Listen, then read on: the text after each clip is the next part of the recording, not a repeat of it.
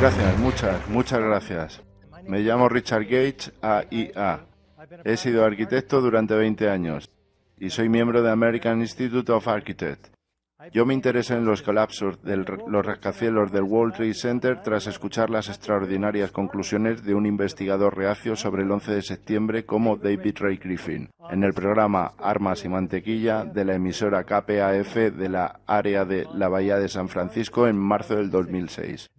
Ello cambió mi vida de forma radical e impulsó mi propia personal y profesional búsqueda de la verdad sobre el 11S, inspirándome a fundar Arquitectos e Ingenieros por la Verdad sobre el 11S. Nosotros nos sentimos orgullosos de formar parte del movimiento internacional por la verdad sobre el 11S, que crece por millones cada año. Ahora tenemos cientos de arquitectos e ingenieros por la verdad sobre el 11S que demandan una investigación real. Esta es nuestra página web. En el lado derecho ustedes pueden encontrar los temas de información que vamos a cubrir hoy. La dirección es www.ae911truh.org. En el lado izquierdo ustedes verán el PowerPoint. Ustedes pueden entrar en él a su propio ritmo, porque es posible que no dispongan del tiempo para seguir y leer todo el texto y asimilar toda la información que vamos a exponer de forma rápida. Ustedes pueden también ver el DVD en el lado izquierdo y, por supuesto, ustedes pueden comprar el DVD en Internet. Ustedes pueden firmar la petición una vez que ustedes se hayan convencido. El número creciente de arquitectos e ingenieros por la verdad sobre el 11S no son teóricos de la conspiración. Nosotros somos profesionales técnicos de la construcción que buscamos evidencias forenses con base científica sobre la destrucción de los 3 rascacielos el 11S. Primero, dejemos emerger la verdad técnica. Después, si fuera necesario, enfrentémonos a la inevitable conspiración y otras preguntas. Esta noche les presentaremos la verdad técnica. Las pruebas encontradas para la demolición con explosivos de todos los rascacielos del World Trade Center que colapsaron, las emblemáticas Torres Gemelas y el misterioso Edificio 7. Empecemos con un repaso de los hechos que tuvieron lugar aquella mañana con objeto de empezar en la misma página, mirando a los reactores, a los impactos y a cómo este mito evolucionó. El 11 de septiembre supimos que 4 aviones de pasajeros fueron secuestrados y desviados radicalmente de su trayectoria. Antes de una hora, 2 de esos aviones fueron a estrellarse contra las enormes torres de acero del World Trade Center, originando incendios y eventualmente causando su colapso.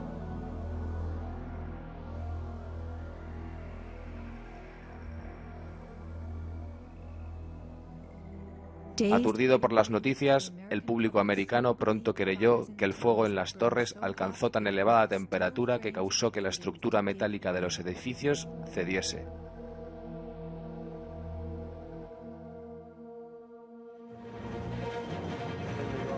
Un mito evolucionó, que fue alimentado por fuentes oficiales a través de los medios de comunicación a una audiencia desconcertada. Elementos del mito. El impacto de los aviones, galones de fuel de aviación ardiendo, acero fundiéndose, el edificio cediendo y repentinamente implotando. En apenas 10 segundos, 110 plantas fueron lanzadas contra el suelo, convirtiéndose en polvo. Desde el comienzo, y en la misma calle, nació la versión oficial. Vino de la nada y justo, ¡zas!, contra una fachada de la Torre Gemela, explotando a través del lado opuesto. Y entonces vi las 2 torres colapsar, una primero y otra después, principalmente debido a un fallo estructural porque el fuego era tan intenso. El mito encontró su espacio en el informe FEMA y fue repetido por los expertos. Fue una combinación de la carga del impacto que causó un gran daño al edificio, seguido del fuego, lo que causó el colapso. Ahora echemos un vistazo a esto. Los edificios se destruyen por un número de fuerzas distintas, cada una de ellas con una diferente e identificable característica. Por ejemplo, los incendios afectan a los edificios de una forma muy diferente a la de las demoliciones controladas. El fuego, por su naturaleza, tiende a moverse de un sitio a otro, en la medida en que se agota el combustible, moviéndose a donde encuentre nuevas fuentes de combustión y dejando enfriarse las áreas quemadas. Así, cuando el colapso ocurre, y a propósito, fíjese que nunca ocurrió en más de 100 ejemplos de incendios de grandes proporciones, con muy altas temperaturas y de larga duración. Los edificios tienden a caerse.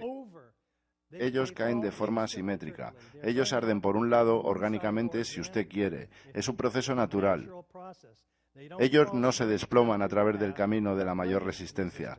Estos edificios en particular colapsaron. Ellos siguieron el camino de menor resistencia o ellos se volcaron. Ustedes pueden ver que la estructura del edificio mantiene la integridad del mismo de alguna forma reconocible. Los elementos estructurales no han sido desmembrados entre sí y su hormigón no es pulverizado. Ellos caen siguiendo la trayectoria de menor resistencia, la cual es generalmente sobre sí. Estos edificios explotaron.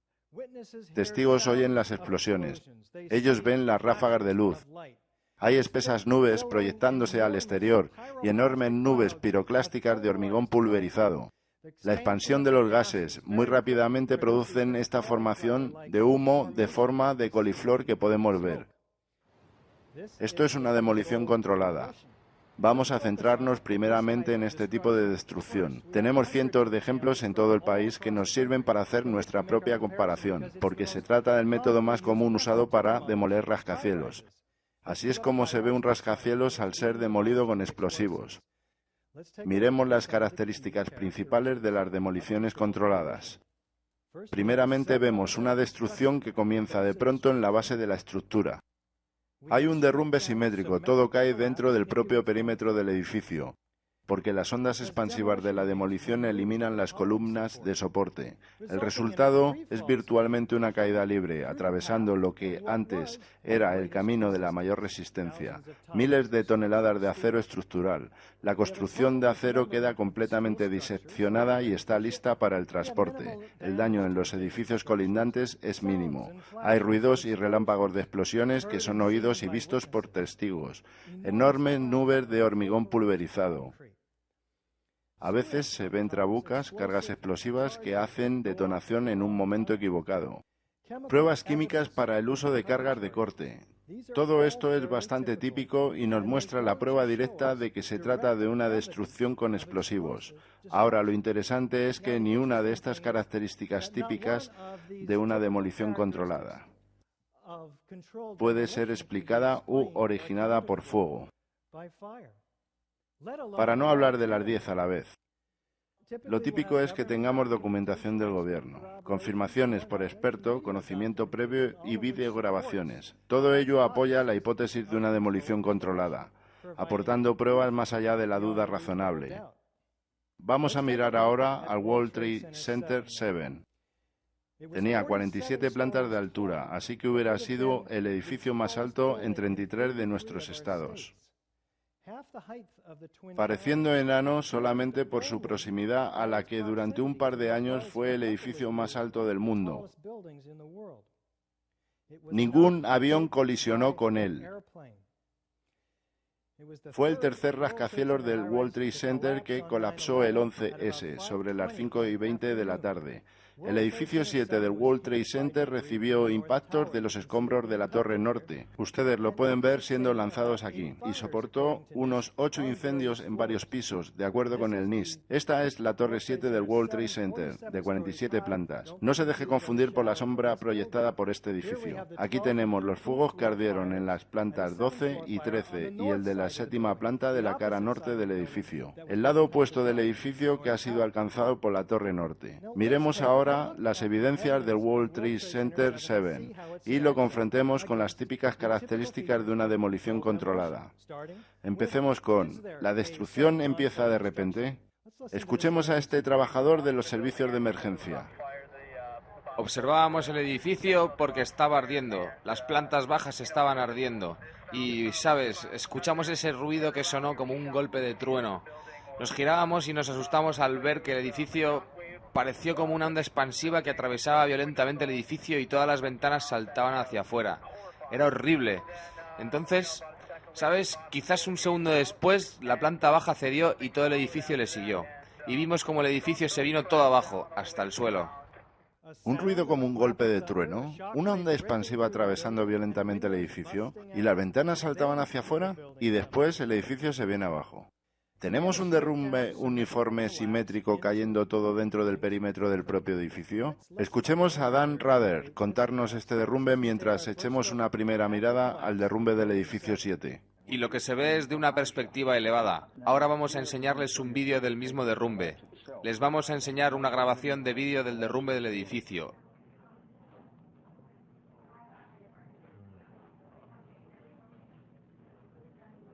Es asombroso, asombroso, increíble. Elige una palabra que prefiera. Por tercera vez en el día de hoy, esto nos recuerda a las imágenes que ya hemos visto demasiadas veces antes en la televisión. Cuando un edificio es destruido deliberadamente con cargas de dinamita bien situadas para derrumbarlo. ¿Qué? Dan, ¿destruido deliberadamente por medio de cargas explosivas adecuadamente colocadas para hacerlo colapsar? Dan nunca repitió esas palabras después del primer día. De hecho, nosotros no vimos este edificio colapsar después del 11S. Echemos un vistazo en esta comparación lado a lado con una conocida demolición controlada que mostramos a la derecha.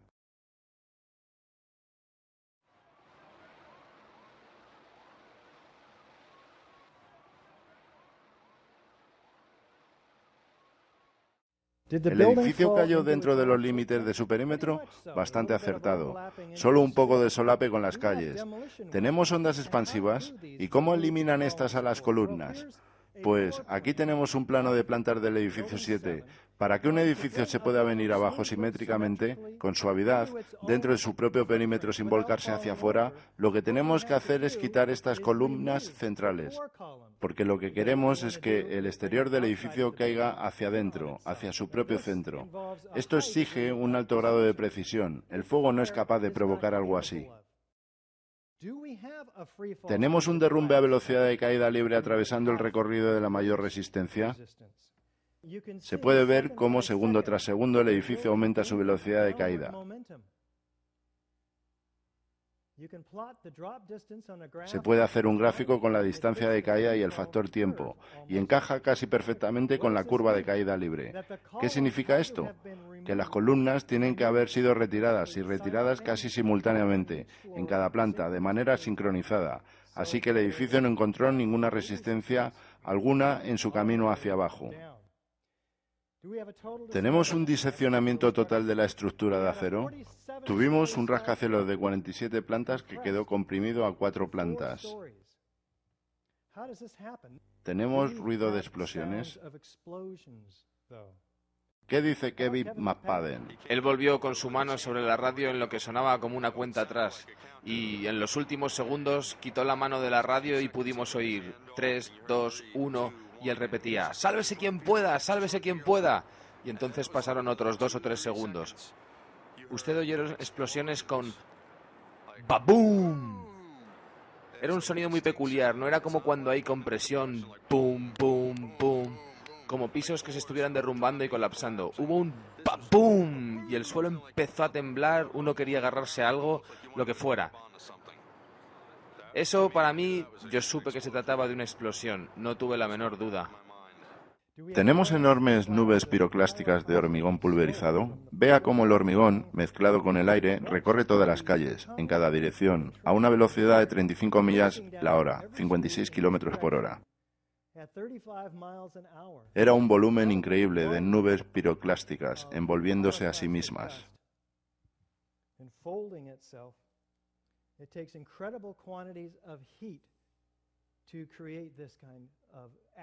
Mucho más calor que el generado por los 8 o 9 incendios que se produjeron en esos pisos. ¿Tenemos charcos de hierro fundido? Empecemos ahora con la Torre Sur.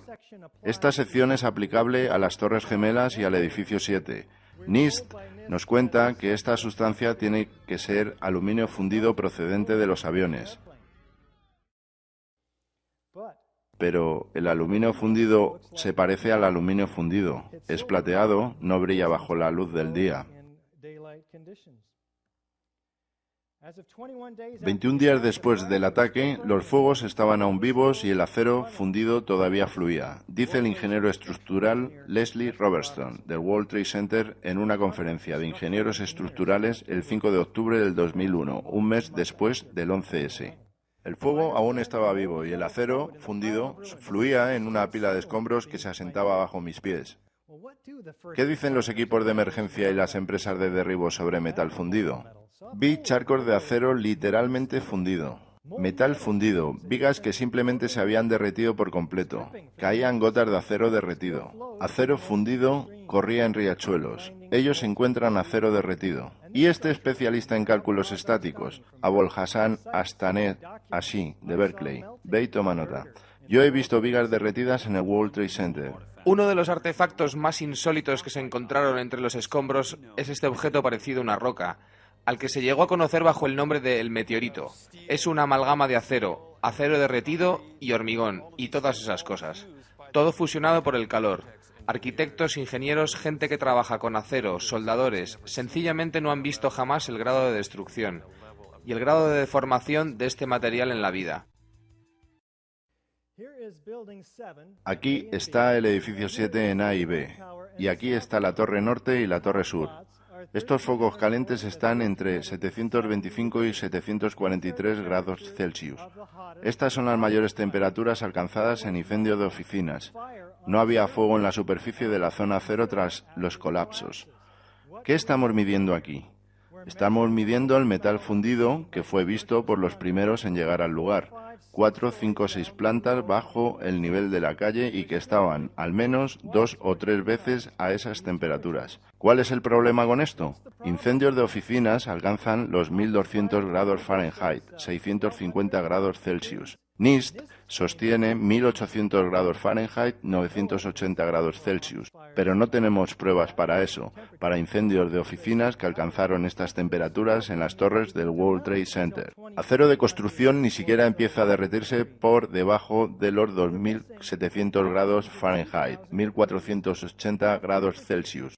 Nos faltan de 1000 a 2000 grados de temperatura, de 540 a 1090 grados Celsius. Energía de calor que se requiere para producir todo esto. ¿De dónde viene? Miremos de cerca uno de los posibles sospechosos, termita, que alcanza temperaturas de 4500 grados Fahrenheit, 2480 grados Celsius. Escuchemos a John Gross, ingeniero jefe en NIST, lo que nos dice sobre el metal derretido desde su perspectiva. Antes de nada, volvamos a su premisa de que allí hubo un charco de acero derretido. No sería absolutamente nadie, ningún testigo ocular que dijo eso, nadie que se haya manifestado así. Que bajas allí y ves acero derretido, corriendo por los huecos. Como si estuvieras en una fundición, como lava, de un volcán. Ningún testigo ocular que haya dicho eso. El acero derretido que encontraron y que sacaron con las excavaciones, de hecho esto eran vigas derretidas. Ningún testigo ocular que haya dicho eso. Bajo la superficie hacía todavía tanto calor que el metal derretido se escurría por los laterales de una pared hacia abajo. Ningún testigo ocular que haya dicho eso. La pieza de metal que colgaba encima era metal derretido. Ningún testigo ocular que haya dicho eso. Vi charcos de acero literalmente fundido. Nadie que se haya manifestado así. Este es un elemento de acero fundido, acero derretido. No sé de absolutamente nadie, ningún testigo ocular que dijo eso. Nadie que se haya manifestado así. Nadie que se haya manifestado así. Fotos de la NASA e imágenes térmicas muestran que hubo tal grado de temperaturas en el sótano. ¿Cuál es el problema aquí? Alguien miente. Les dejo a ustedes sacar sus propias conclusiones. ¿Y sobre las pruebas químicas? ¿Qué produjo todo este acero derretido? ¿Y qué es eso de la termita? Termita, una sustancia incendiaria usada por los militares. Termita es un compuesto de óxido de hierro y aluminio que al incendiarse reacciona produciendo un calor extremo, creando hierro derretido. En solo 2 segundos, termita puede alcanzar temperaturas superiores a 4500 grados Fahrenheit, 2480 Celsius. De sobra para licuar acero. Nosotros sabemos que los fuegos en atmósfera abierta no alcanzan temperaturas suficientes para fundir el acero, pero el acero se fundió en los sótanos de las torres. El apéndice C del informe FEMA describe la presencia de residuos de azufre en el acero del World Trade Center. El New York Times llama a esto el mayor de todos los misterios. El azufre hace descender ligeramente el punto de fusión del hierro y óxido de hierro y sulfato de hierro se formaron en la superficie del acero estructural. Azufre utilizado en la termita se le llama termato y produce resultados más rápidos aún. El doctor Stephen Jones realizó un análisis químico con el metal previamente fundido. Le enviaron una prueba de este trozo de 40 libras, 18 kilogramos de material previamente fundido de uno de esos meteoritos. Él descubre que se trata sobre todo de hierro, así que pueden excluir el aluminio de los aviones. Tiene un bajo contenido de aluminio, azufre y potasio. y manganeso y flúor en abundancia. El manganeso viene del potasio permanganato, que se suele usar como oxidante en termita. El flúor se usa también en cargas de termita de tipo sol-gel. Así que esto parecen ser huellas dactilares de termita. Explosivos tipo gel son una especie de supertermita, pequeñas partículas de aluminio dentro de óxido de hierro en un sol-gel. Se les puede dar cualquier forma, son como arcilla. El laboratorio Lawrence Livermore investigó sobre esto, y este invento ofrece un aparato basado en termita diseñado para cortar materiales. Usted empaquete termita aquí y la prende fuego y sale disparada, fundiendo los elementos de acero estructural en una fracción de segundo. Casi tan efectivo como los explosivos de alto poder, tales como RDX y C4, los cuales son más comunes en demoliciones controladas clásicas. En caso de que se hubieran usado los sol-gel, estos dejarían una firma bastante única, 1,3 difenilpropan.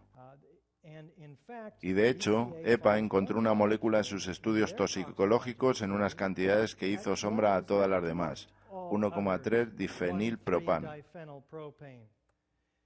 Eric Schwartz dice, nunca lo hemos observado en ningún otro análisis que hayamos hecho jamás. ¿Pero hay pruebas de termita en el polvo del World Trade Center? El Dr. Jones recibió por lo menos 4 pruebas por separadas del polvo del World Trade Center, una del apartamento de Janet McKillay, justo enfrente, donde las ventanas se rompieron y se llenó su apartamento de polvo. Otra se tomó unos 10 minutos después en el puente de Brooklyn. Bueno, él lo coge, coloca un imán encima y descubre que hay pequeñas partículas que se levantan con el imán. Algunas son angulosas, otras son redondas. Este es el aspecto que tienen. Él calcula que por el peso de la cantidad de estas esferas que encontró en el polvo debe haber habido en total 10 toneladas en todo el polvo disponible. Las más grandes tienen un diámetro de una 16ª parte de pulgada, 1,6 milímetros, aunque la mayoría es más pequeña que un pelo humano. ¿Qué puede producir tal increíble cantidad de microesferas? Pues, si miles de cargas de corte detonasen en las vigas y columnas a lo largo de todo un edificio y estuvieran sometidas a esta increíble presión, entonces se podría ver algo así, como esto. Docenas de miles o millones de diminutas gotitas. ¿Qué contorno tienen estas gotitas? Cuando un líquido se dispersa de esta manera, su tensión superficial le hace adoptar una casi perfecta forma de esfera. En el caso del hierro derretido, estas gotitas se enfrían y se reparten con todo el polvo por todas partes. Tenemos hierro, manganeso y en el caso de esta conocida termita básicamente encaja. En otras palabras, tenemos un experimento controlado con el que comparar los resultados. El Dr. Jones no ha sido el único en encontrar estas microesferas ricas en hierro. La EPA las encuentra en todo el polvo dentro del estudio toxicológico que están realizando. Ellos no tienen ni idea de dónde proceden y lo están barriendo bajo la alfombra. Este hierro, en esta forma, solo tiene una explicación posible y es la de que procede de hierro fundido bajo presiones extremas. En sus estudios toxicológicos, R.J. Lee encuentra microesferas ricas en hierro sobre la azotea del Deutsche Bank.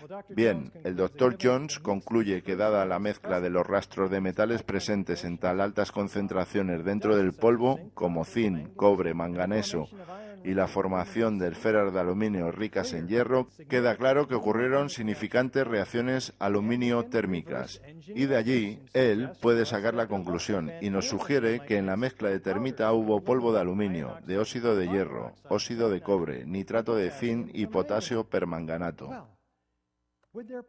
Pues, ¿es posible que en el polvo del World Trade Center quede alguna pieza de termita que no se haya incendiado? De hecho, lo encuentra. También saltan al imán desde sus pruebas de polvo, muchos fragmentos.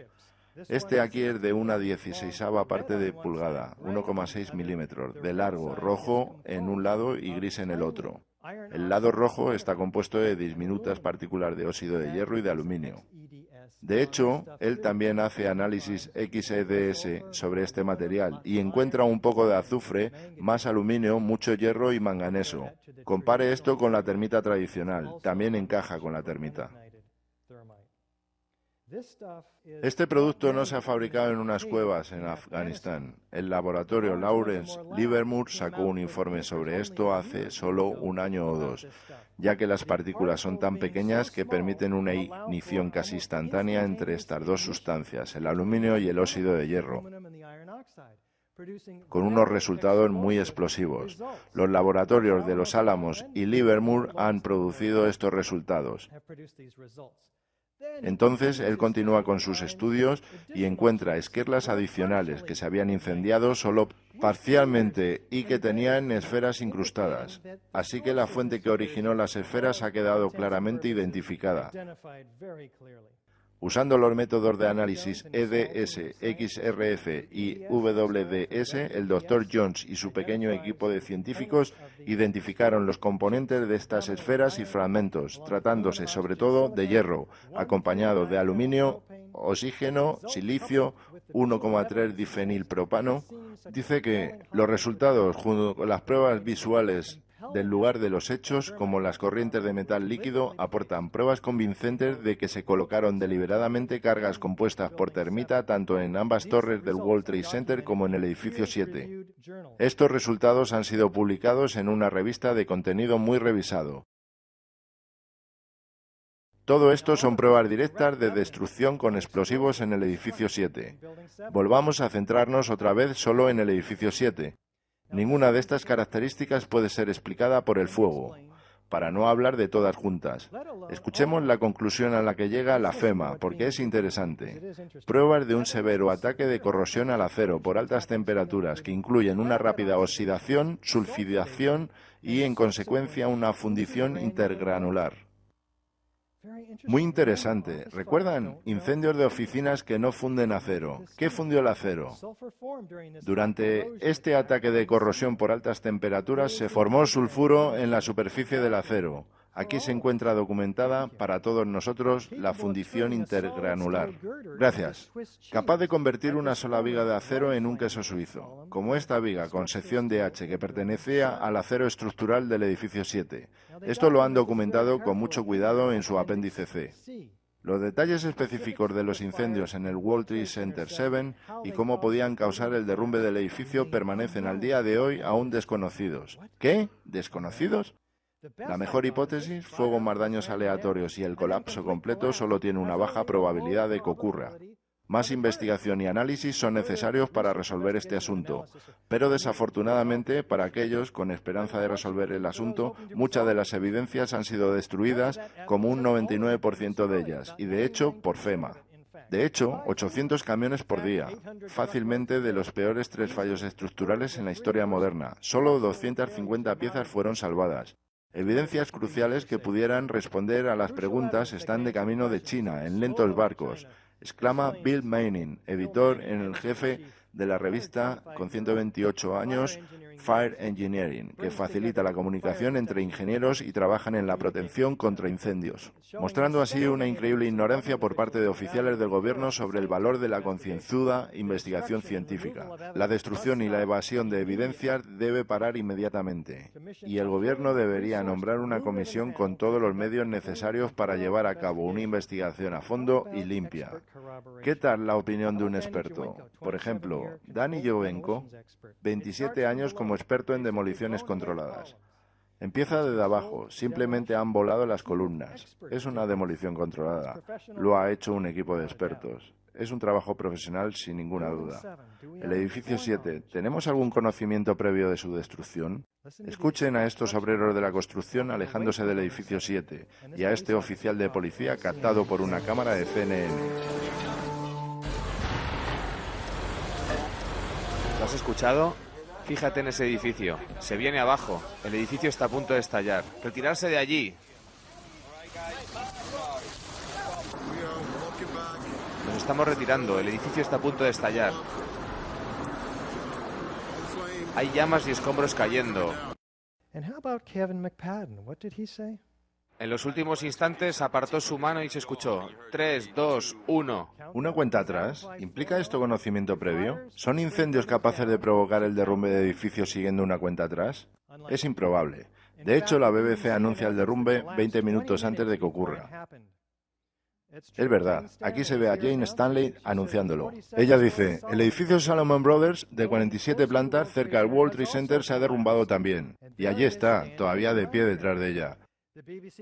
La BBC se excusa por este doliente error, citando los confusos eventos del día. Pero, ¿eso les da poderes psíquicos? Es improbable. ¿Existe algún tipo de guión que le fue entregado a la locutora como el de aquel muchacho en la calle, cerca de las Torres Gemelas, que tenía todas las respuestas? Creo que hemos mostrado que en el edificio 7 se ven todas las características de una demolición controlada en el sentido clásico. ¿Es probable que Al Qaeda hubiese tenido acceso a este edificio? Tiene que haber sido uno de los más seguros aparte del Pentágono. Si ellos no han sido, entonces, ¿quién ha sido? Las pruebas son todavía más claras en el caso de las Torres Gemelas. Generalmente es más difícil para la gente entender que lo de las torres fue una demolición controlada porque ello escapa a nuestra comprensión. Nunca hemos visto nada igual, por lo que esto, combinado con nuestro estado de shock, no nos permitió ser objetivos. Pero si usted fuera a planear un colapso inducido por el fuego como resultado del impacto de los aviones, usted empezaría las explosiones en el punto de impacto de los aviones. Así pues, en las dos torres 1 y 2 del World Trade Center tenemos todas las características de una demolición controlada, pero con alguna de estas diferencias clave. Hemos empezado las detonaciones en el punto de impacto de los aviones, no en la base del edificio. Adicionalmente, no hemos tenido una implosión, sino algo donde todo sale proyectado afuera del perímetro del edificio. Tuvimos petardazos o explosiones a destiempo. Y ya hemos discutido las evidencias sobre la presencia de termita en el acero fundido y en el polvo, las microesferas ricas de hierro. Echamos un vistazo, empezando con el comienzo repentino. ¿Cuál es la prueba para esto y cómo se produjo? Producido por estos sonidos y relámpagos de las explosiones. 118 de estos bomberos testificaron ruidos y relámpagos de explosiones. Nosotros sentimos vibrar la tierra, se pudo ver cómo las torres se balanceaban y de repente se desplomaban. De repente el suelo empezó a temblar, hizo temblar mis huesos. Poco antes de que la primera torre se desplomara, recuerdo que sentí el suelo temblar. Por alguna parte de en medio del World Trade Center, de allí salió este flash color naranja y rojo. Al principio hubo un solo flash. Y entonces este flash sencillamente continuó estallando, corriendo alrededor de todo el edificio, y el edificio comenzó a explotar, como en la televisión cuando hacen volar estos edificios. Parecía que lo rodeaba un cinturón, todas estas explosiones. ¡Pop, pop, pop! Entonces fue cuando escuché el edificio venirse abajo. Yo vi una serie de breves estallidos de luz, emitidas desde el interior del edificio entre las plantas 10 y 15. Yo vi unos débiles relámpagos. Escuchábamos estos estallidos, ¿sabes? Se escuchaban los estallidos del edificio. Estalló hacia afuera, por los cuatro lados. ¿Qué experimentaban estos hombres? Fue como si hubiesen detonado, planeado de echar el edificio abajo. ¡Bum, bum, bum! ¿Y qué pasó con los periodistas? ¿Qué dijeron ellos? Tendieron a decir la verdad el primer día, y después ya no volvemos a oír más de esta verdad. ¿Qué pasó con ella? Cualquiera que haya visto alguna vez la demolición de un edificio a propósito sabe que para hacer esto se necesita tener acceso al interior del edificio, a su esqueleto, para poder derrumbarlo. El edificio entero simplemente colapsó, como si lo hubiera hecho un equipo de demolición, cuando se ven las demoliciones de estos edificios antiguos. Se plegó sobre sí mismo y ya simplemente no está más allí. Escuché una segunda explosión y otro traqueteo. Una inmensa explosión hace que nos lluevan escombros. Mejor nos apartamos de allí. Y hubo una enorme explosión. Hubo otra gran explosión. Una hora después de ella tuvimos esta gran explosión bastante más abajo. ¿Sabes si fue una explosión o el colapso del edificio? A mí me sonó como una explosión, pero fue una explosión enorme. El jefe de bomberos Albert Turi dijo que allí no ocurrió otra explosión. Y luego, una hora después, hubo otra explosión en una de las torres allí. Así que, de acuerdo con su teoría, él piensa que hubo cargas colocadas dentro del edificio. Hizo solamente ¡babum! Fue como si una bomba estallase. Y otra explosión. Así que todo el mundo volaba. Sonó como disparos de armas, ¿sabes? ¡Bang, bang, bang, bang! Y de pronto 3 grandes explosiones. Estuve a una distancia de 5 bloques cuando escuché explosiones. 3 golpes. Hubo una explosión muy fuerte. De nuevo, ninguna de estas explosiones aparece en la historia oficial. Ahora, comparen estas explosiones con una explosión conocida en la parte izquierda.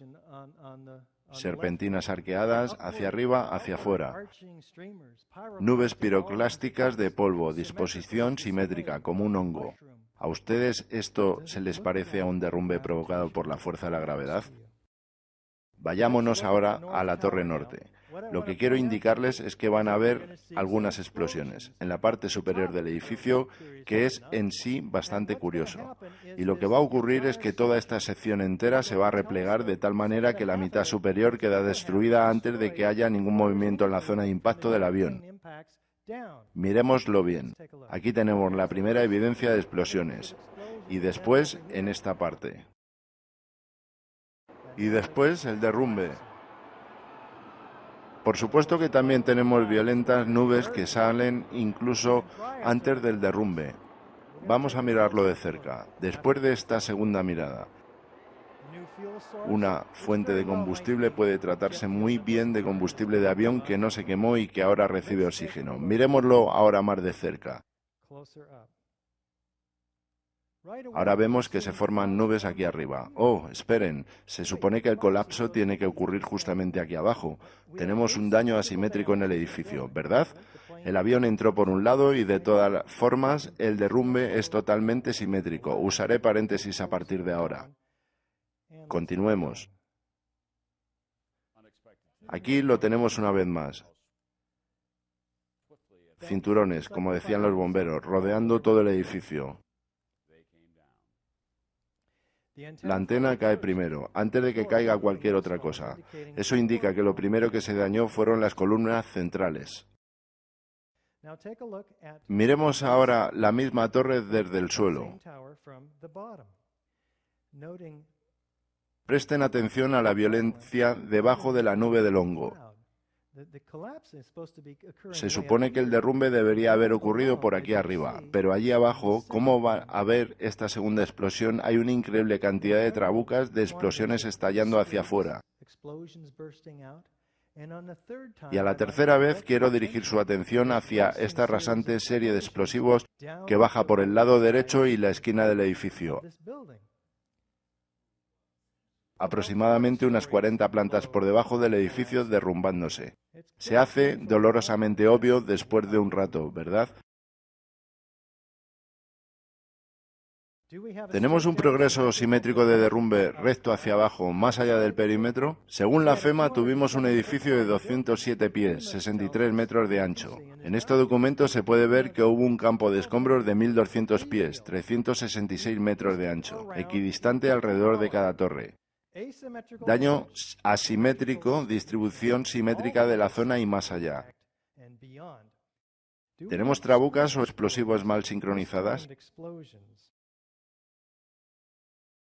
Algunos creen que estas explosiones estallaron en el momento justo que debían, sea como sea. En todos los vídeos de derrumbes se pueden ver explosiones estallando de 20 a 30 plantas por debajo de la hora de destrucción. Aquí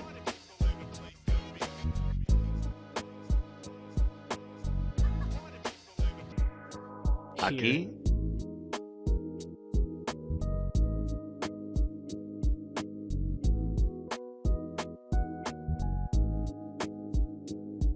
aquí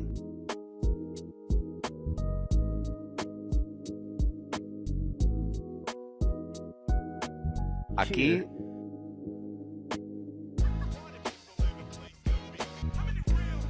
aquí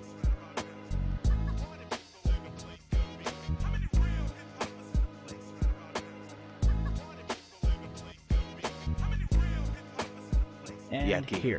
NIST se pone a decir que estos son chorros de aire, producidos por el edificio que al colapsar empuja aire hacia abajo, a través de los huecos de los ascensores como un pistón. Y es que por algún sitio tendrá que salir, ¿correcto? Vamos a ver, primeramente, esto no son chorros de aire, esto es material de edificio que ha sido pulverizado, y la velocidad de algunos es de 160 a 200 pies, 50 a 60 metros por segundo. Estas son velocidades alcanzadas por explosivos. 20, 40 y 60 plantas por debajo. ¿Cómo puede el pistón causar todo esto? Y de hecho, existen esas eyecciones focalizadas que ocurren a medio camino entre las esquinas del edificio. También, digamos, esto era un espacio de oficina abierto, de unos 20 metros de longitud. El hueco del ascensor aquí. El pistón va a meter aire dentro de esta habitación. Va a llenar la habitación de forma bastante regular con aire a presión antes de que se rompan las ventanas, ¿cierto? Y entonces puede romper varias ventanas. Pero no esas expulsiones violentas, altamente focalizadas, con gran precisión, geométricamente precisas. ¿Tenemos una velocidad casi de caída libre a través del camino de mayor resistencia? Miremoslo bien.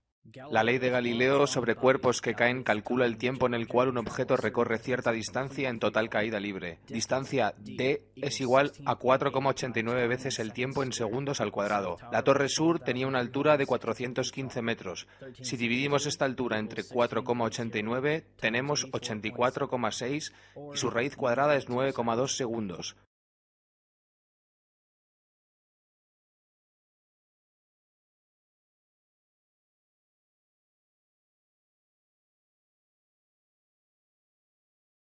Las torres gemelas se vinieron abajo a una velocidad cercana a la caída libre. ¿De qué estamos hablando? Vamos a intentar poner este problema en perspectiva.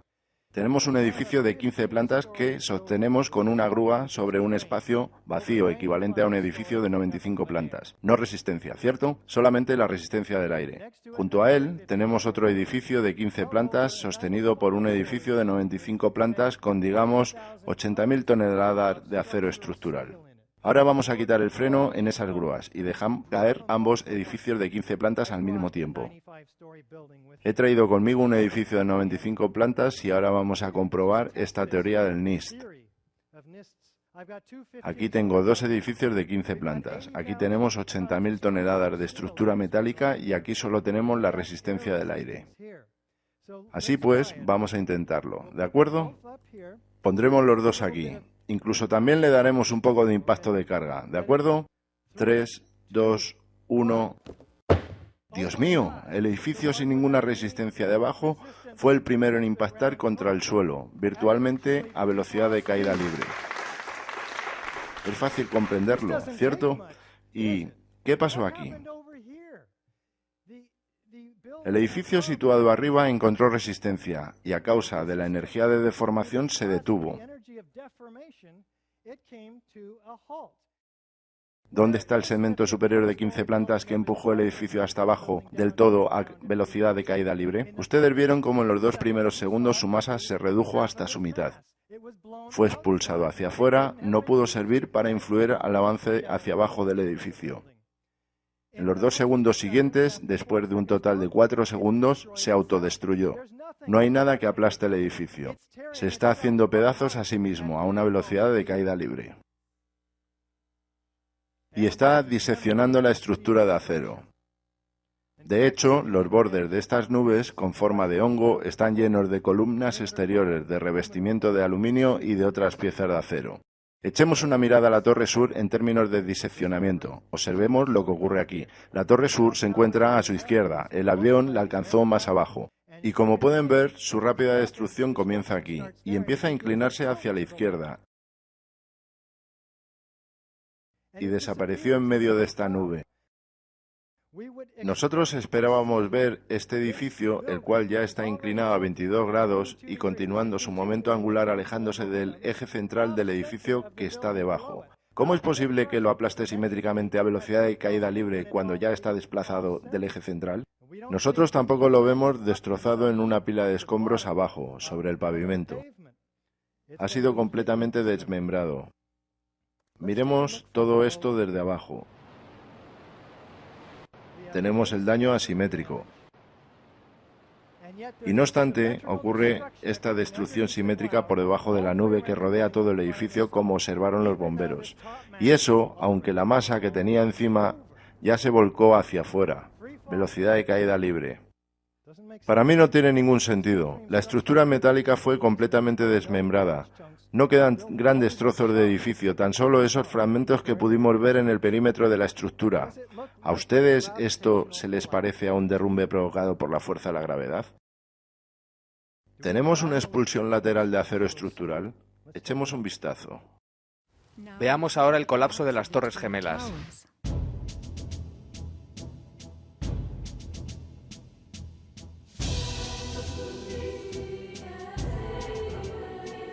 Nosotros estamos viendo explosiones, en lugar de implosiones. Una primicia en la historia de la demolición controlada. Un estruendo secuencial que se convierte en un rugido a medida que los escombros son lanzados hacia afuera. El daño no es contenido. Las ventanas de los edificios colindantes reventaron. ¿Qué tipo de energía hizo posible esto? ¿Es posible que el fuego lance metal y hormigón hacia los lados y al vacío?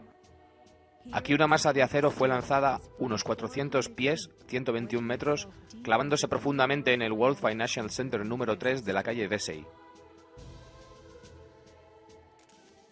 Un fotógrafo de FEMA tomando fotografías de la zona cero se preguntaba por qué había tantas vigas de acero sobresaliendo de edificios cercanos. ¿Qué causó el que esas vigas de las torres fueran lanzadas al otro lado de la calle? De hecho, las proporciones de las torres que tenían los elementos estructurales más pesados, los salones superiores y los pisos que contenían el equipo mecánico, tenían las unidades perimetrales lanzadas más lejos de los paramentos de fachada de los pisos superiores, lo que teóricamente debería haber ocurrido, porque están a más altura, deberían haber caído más lejos, ¿cierto? No.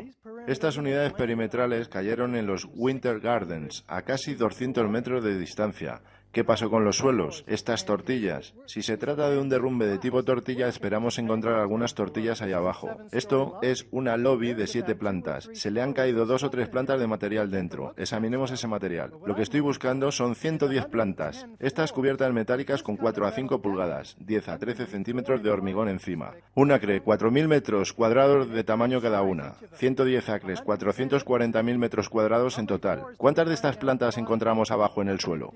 No hay 50, ni 10, ni siquiera una. Ni siquiera encontramos allá abajo cubiertas metálicas ni trozos de hormigón. Es difícil encontrar algo así como un trozo de hormigón, aunque sea microscópico. ¿Qué pasó con las cubiertas metálicas? ¿Qué le ocurrió al hormigón? Los pancakes ocurren en los colapsos en Pancake. ¿Enormes nubes tipo piroclásticas de hormigón pulverizado? Bien, de hecho, ¿dónde está todo este hormigón? Y ustedes pueden ver que no hay hormigón. Hay muy poco hormigón. Todo lo que ustedes ven es aluminio y acero. ¿Qué le ocurrió al hormigón? El hormigón fue pulverizado. Yo estuve allí el martes y fue como pisar otro planeta. En toda la parte baja de Manhattan, no solo en este lado, sino de orilla a orilla, hubo una capa de polvo de 2 a 3 pulgadas, 5 a 8 centímetros. El hormigón fue simplemente pulverizado. ¿Y qué hay de este bombero? Ustedes tienen 2 edificios de 110 plantas, usted no encuentra un mostrador, no encuentra una silla, no encuentra un teléfono, un ordenador. La pieza más grande de un teléfono que encontré era la mitad del teclado y era así de grande. El edificio colapsó hasta convertirse en polvo. Y esta nube de polvo se dispersó hasta New Jersey, al otro lado del río, espeso, hinchándose, teniendo una alfombra de 10 a 15 centímetros de espesor a lo ancho del Bajo Manhattan, pulverizado hasta partículas de 10 a 100 micras, parte del mismo casi como el polvo de talco. Es muy, muy fino. ¿Dónde está la trituradora que produjo este polvo? Todas estas son evidencias directas de una destrucción con explosivos, y ninguna de ellas puede ser atribuida al fuego. ¿Y qué hay del informe NIST?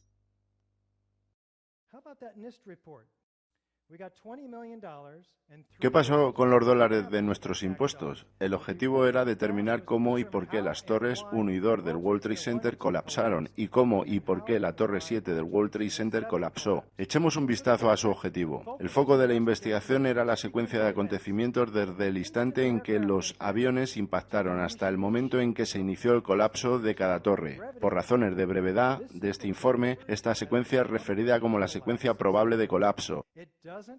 No incluye el comportamiento estructural de la torre después de que se alcanzaron las condiciones de comienzo de colapso, y este se hizo inevitable. Esperen un momento. ¿Ustedes van a emplear 3 años y se van a gastar 20 millones de dólares? ¿Y van a hacer un modelo de cada uno de los reactores de los aviones?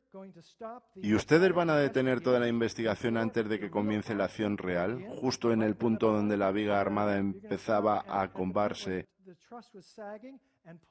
tirando de la primera columna, y usted va a detener su análisis? ¿Cuántos ingenieros tuvieron ustedes trabajando en esto? ¿Y cuáles son sus conclusiones? que de las 10.000 páginas del informe. Esta es la media página que explica todo.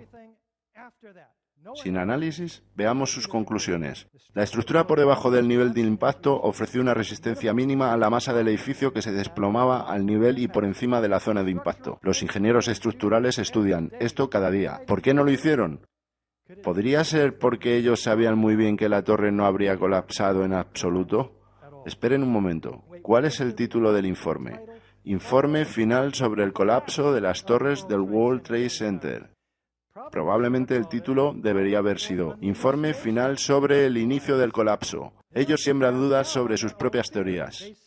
En respuesta a la petición de corrección que varios de nosotros hicimos y sobre la cual aún están por verse resultados adecuados, ellos nos dicen: somos incapaces de facilitar una explicación plena sobre el colapso de las Torres Gemelas. Gracias. Nosotros también lo creemos. ¿Tenemos confirmación por expertos? Bien, aquí tenemos a Van Romero. Este experto en explosivos dice: es demasiado metódico como para que fuese el resultado del impacto de los aviones sobre la estructura. En mi opinión, después de que los aviones impactasen contra las torres del World Trade Center, fueron unos explosivos los que causaron el colapso de las torres. Mike Tylo, un experto en demoliciones controladas, dijo: ello tiene todo el aspecto de una clásica demolición controlada. El colapso de las torres refleja la estrategia utilizada por los expertos en demoliciones. ¿Y qué me dicen sobre las declaraciones del ingeniero estructural Ron Brookman? Nubes de polvo y escombros saliendo disparados horizontalmente y hacia arriba en el momento en que se inicia el colapso de las torres 1 y 2. Empieza a no parecerse en nada a un colapso gravitacional incluido por el calor. William Rice es especialista en cálculos estáticos y también está con Architect and Engineer for 9/11 Truth. La teoría prevaleciente quiere hacernos creer que cada una de las torres gemelas colapsó de forma inexplicable sobre sí misma, destrozando cada una de las 287 columnas masivas que había en cada planta, mientras mantenía una velocidad de caída libre, como si las 100.000 o más toneladas de la estructura de acero que había debajo, apoyando el edificio, simplemente no existieran. Lo que dice David Scott, especialista en cálculos estáticos con AE 911 TRUTH. El derrumbe cercano a la caída libre viola las leyes de la física. Esto sugiere todas las características de una clásica demolición controlada, con algunas excepciones que son atípicas para clásicas demoliciones controladas. Ninguna de estas características puede ser atribuida al fuego, para no hablar de las 10 juntas. Está probado más allá de una duda razonable. Nosotros debemos informarnos e informar a todos y a cada uno de los arquitectos e ingenieros que podamos encontrar y a cualquier otra persona que puedan conocer. Debemos apoyar una nueva investigación. ¿Por qué no conocemos la verdad sobre el 11S? Bien, parece que nuestro gobierno nos mintió sobre el colapso de las torres y el informe de la comisión del 11S refuerza esa mentira. FEMA y NIST la justificaron y los medios de comunicación corporativos la repitieron y machacaron una y otra vez. Realmente nosotros no tuvimos una oportunidad.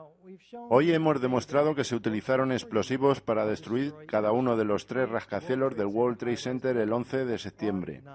Y es sabido que para planificar algo así y colocar estos explosivos se necesitan meses. ¿Creemos que Al-Qaeda tuvo acceso a esos edificios dotados de altas medidas de seguridad? Las evidencias que ustedes han visto aquí hoy son una fracción pequeña del vasto dossier de información sobre el 11S acumulado por el Movimiento por la Verdad sobre el 11S. Las preguntas que surgen son muchas, no presagian nada bueno y deben ser contestadas en una nueva investigación. Yo les emplazo a descubrir las evidencias que no tuve el tiempo de traer a ustedes hoy. Quizás requiera miles, millones de nosotros. En este naciente movimiento, cada uno de nosotros tiene la responsabilidad última de tomar la información que os facilitamos y diseminarla. Obtenga un DVD, présteselo a cualquiera que usted conozca. Usted se debe convertir en un portador de la verdad. Envíe por email al enlace www.ae911truth.org junto con el mensaje "Comprueba esto" a cada arquitecto e ingeniero que encuentre y a cualquiera que usted conozca. Haremos que las cabezas se den la vuelta en los pasillos del Congreso. Firma la petición de AE911truth.org. Fírmala pidiendo una nueva investigación. investigación. Levántate y haz que se tenga en cuenta. Cualquiera puede firmar, arquitectos, ingenieros y todos los demás. Tenemos varias categorías de personas. Lo que necesitas hacer es obtener una de estas tarjetas. Nosotros os las facilitamos. Nosotros tenemos cientos de arquitectos. Nosotros nos jugaremos el cuello por ustedes. Déjales que nos llamen teóricos de la conspiración. Todo lo que tienes que hacer es decirles: escucha, hay arquitectos e ingenieros pidiendo una nueva investigación. ¿Qué tienes que decir? Apóyanos, convirtiéndote en un miembro de apoyo. Usted puede marcar la diferencia. Nosotros somos una organización sin ánimo de lucro que tenemos nuestras manos atadas por falta de recursos económicos. Tenemos que hacer llegar nuestro mensaje a los profesionales de la construcción. Por $10 al mes, usted puede convertirse en un miembro de apoyo. Arquitectos e ingenieros por la verdad sobre el 11S es la cúspide del movimiento por la verdad sobre el 11S. ¿Por qué? Porque tenemos en nuestras filas aquellos con la necesaria credibilidad para hacer fruncir el entrecejo y llamar la atención. Nosotros necesitamos las pancartas de vinilo, los DVDs y los panfletos informativos en las manos de los héroes reales del movimiento por la verdad sobre el 11S. La gente con la voluntad de llevar el mensaje a las calles. Nosotros somos el cambio. Acción por la verdad. Proyecto por un nuevo ciudadano americano. Asociación por la verdad sobre el 11 de septiembre de España. Esos compañeros necesitan tu apoyo. Debemos actuar. El poder de la verdad es más fuerte que el poder de la mentira. Así pues, infórmate y empieza a dejar que la verdad hable a través de ti. Infórmate a través de nuestra página. Nosotros tenemos toda la información que necesitas. Firma la petición aquí. Sigue la flecha roja. Conviértete en un miembro de apoyo. Aquí es muy fácil. Dado los numerosos avisos de muchos peores ataques terroristas y planes de guerra que están activos, necesitamos hacer algo. Habla porque llega el momento en el que el silencio es traición. Les agradezco muchísimo su atención.